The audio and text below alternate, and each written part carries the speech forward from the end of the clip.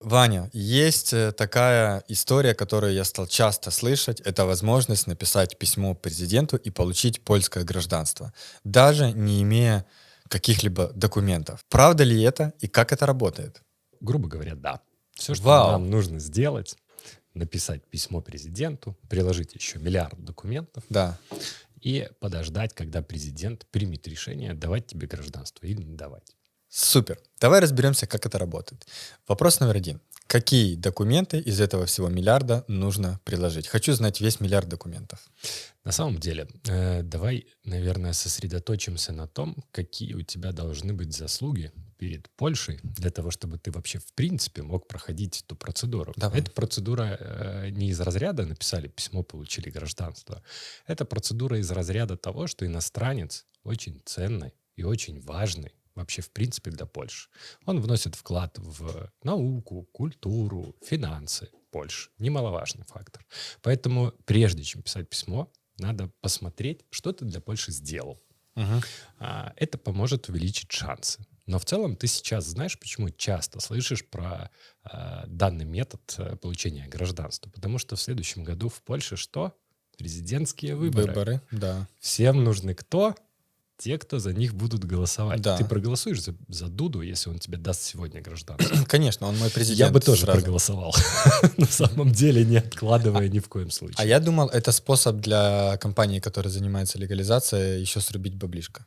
В том числе. Потому что, я же так понимаю, шансы 50 на 50? Шансы 50 на 50 — это правда. И действительно, возможно, для некоторых компаний это способ. Но если я вижу на входе, что человек никак вообще не подходит под данную процедуру, я Мгм. никогда не посоветую идти по ней.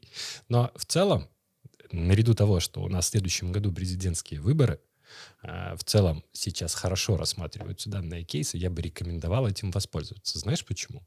Потому что это никак не влияет на ход административных процессов, которые ты можешь запускать параллельно. То есть, ты можешь подаваться на ВНЖ по работе, на ВНЖ по хоздеятельности и параллельно писать президенту: дайте мне гражданство. Чем хорошо? Тем, что если ты выиграешь, ты получишь гражданство. И все вот эти процедуры, все эти нервы на ВНЖ, резидентство, они отпадут. мгм, Если не получишь, ну, то ничего глобально не произойдет. Твои да. админ-процессы как шли, так и будут идти. Единственное, что пакет документов, который требуется для того, чтобы ты получил гражданство через президента, подразумевает, что ты будешь переводить свои свидетельства о рождении, о браке там, и так далее в польский формат. А Мгм. это значит, что тебе нужно отдать документы для того, чтобы их переделали под польский формат. И, соответственно, это может наложить некоторый отпечаток на твои какие-то другие административные процессы, которые могут идти. Мгм. Поэтому в целом, если ты хочешь впрыгнуть в этот вагон, надо заранее понимать, на какую процедуру ты идешь, и нужно иметь правильного подрядчика, который сможет запараллелить эти процессы. Отлично. Вы досмотрели до этого момента, значит, вам действительно интересен бизнес в Польше. Поддержите нас, поставьте лайк этому видео, напишите комментарий и подпишитесь на наш канал. А если вы реально настроены делать бизнес в Польше, то мы можем вам в этом помочь. Во-первых, в формате обучения у нас есть классный обучающий продукт по старту и ведению бизнеса в Польше. Во-вторых, консультацией. И в-третьих, услугами. Регистрация компании, ИП и налаживание бизнес-процессов.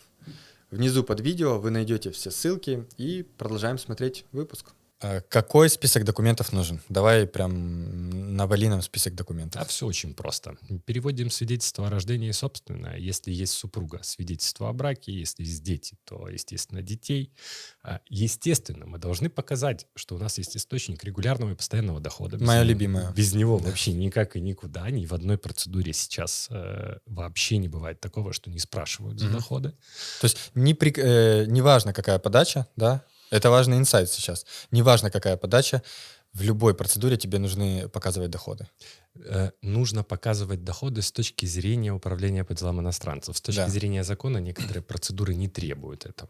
Понял. Но вместо того, чтобы бодаться с управлением по делам иностранцев и увеличивать сроки рассмотрения административного процесса, можно закрыть глаза, отдать им документы и сказать: пожалуйста, ребят, вот оно. Понял. Вот То есть оно документы, что дальше? Плюс к этому тебе нужно показать, насколько ты ценен для польского государства. А именно, ты должен показать, к примеру, что ты построил завод, что ты нанял там энную сотку людей людей к себе на завод работать, дал им рабочие места, платишь с этого налоги, и, в принципе, твой бизнес развивается. Или ты суперартист, выступаешь в театре, приносишь очень много хорошего Польше в рамках развития культуры, и тогда ты тоже должен это показать. Очевидным образом показать, что ты привносишь что-то новое в польское государство и помогаешь ему в развитии каких-то финансовых, культурных или еще либо каких направлений.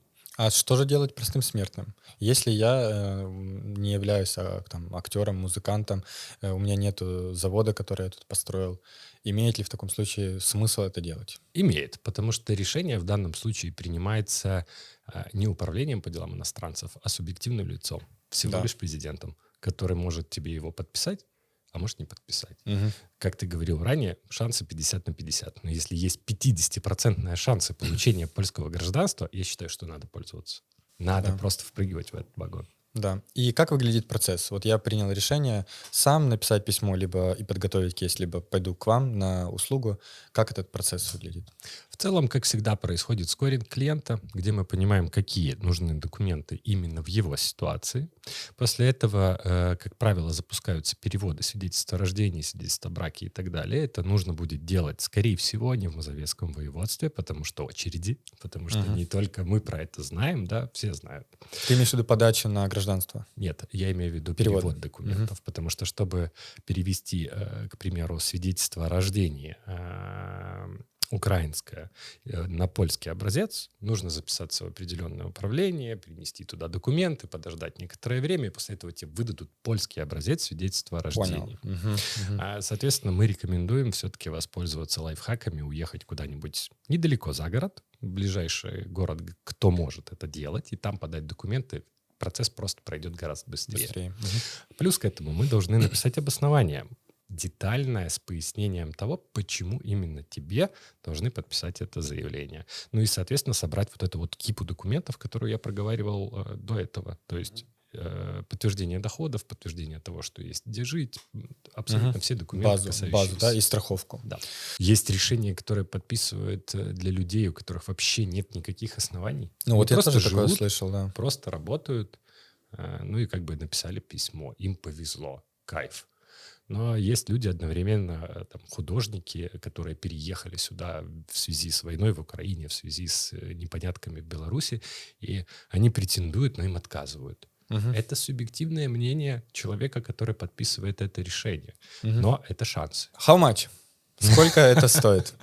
Все сильно зависит от кейса и от объема работы. Если мы говорим про среднестатистический кейс, то это где-то около 4000 злотых. Подрезюмируем. Я правильно понимаю, что если ты имеешь какой-то интересный социальный статус, ты занимаешься здесь в Польше крупным бизнесом, либо ты художник, артист, то твои шансы на получение гражданства через письмо президенту больше, но при этом тоже все равно нет гарантии, потому что ты говоришь, что есть кейсы, когда отказывает. Да. С другой стороны, это классная опция и возможность, которую нужно использовать, потому что, во-первых, она не противоречит твоим другим процессам. Например, ты подался на карту по быту, просто на ВНЖ на основе там, бизнес-инкубатора. Эти процессы параллельны могут быть. Ты как бы ничего не теряешь, кроме времени и денег на услуги подрядчиков, если ты это делаешь не сам, а с компанией, допустим, с тобой. Поэтому... Важный момент.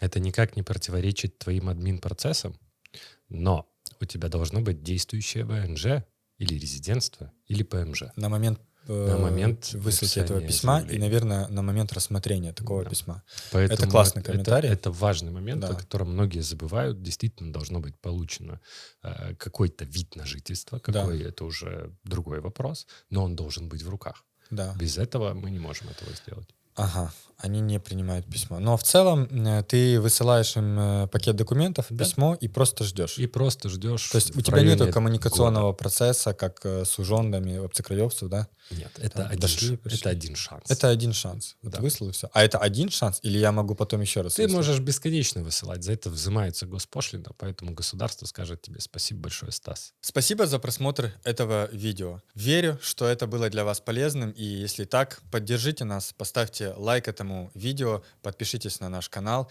и внизу под видео есть форма комментариев. Задавайте ваши вопросы, обсуждайте выпуск, и мы с удовольствием ответим на ваши вопросы.